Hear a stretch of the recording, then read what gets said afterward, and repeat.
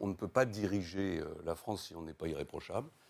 J'ai d'ailleurs eu l'occasion de le dire, ça avait créé quelques émois parmi certains dans la classe politique.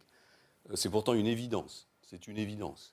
Ça veut dire que les ministres, le président de la République a fortiori, ne doivent pas être mis en examen, doivent avoir une attitude exemplaire. C'est la jurisprudence Balladur. Voilà. Si un ministre est mis en examen, il doit démissionner. Je sais que ce n'est pas juste. Je sais qu'il y aura toujours des gens pour m'expliquer qu'il y a la présomption d'innocence.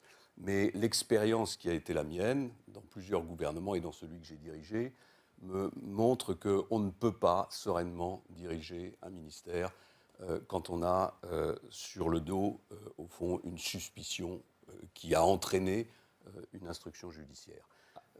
On est des hommes politiques, on n'est pas des citoyens comme les autres. Les citoyens comme les autres, ils ont le droit à la présomption d'innocence. Est-ce que vous arrivez à mettre de l'argent de côté? Moi? Oui. Personnellement, non. Oui. Non. Non. 35% des Français y parviennent. Président de la République, vous allez demander de nouveaux efforts aux Français, c'est ce que vous dites. Ça dépend ce que vous appelez des efforts. Ce que je voudrais proposer aux Français, c'est que chaque Français puisse avoir un travail. Collaborer avec sa famille en politique, c'est une pratique désormais rejetée par les Français. Ce qui était acceptable hier, à défaut d'être accepté, ne l'est plus aujourd'hui.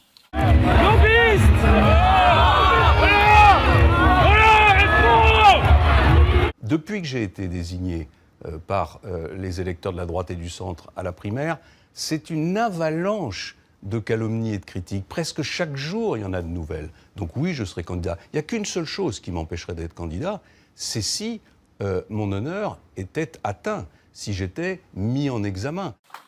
Mesdames et messieurs, mon avocat a été informé que je serai convoqué le 15 mars par les juges d'instruction afin d'être mis en examen.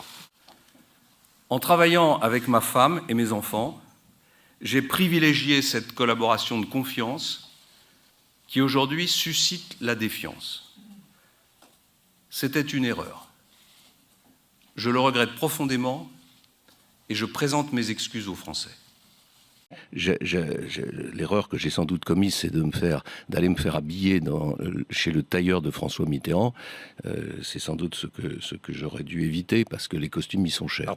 Qu'est-ce que c'est qu'un président exemplaire? C'est d'abord un président qui dit la vérité aux Français sur la réalité de la France et la réalité du monde.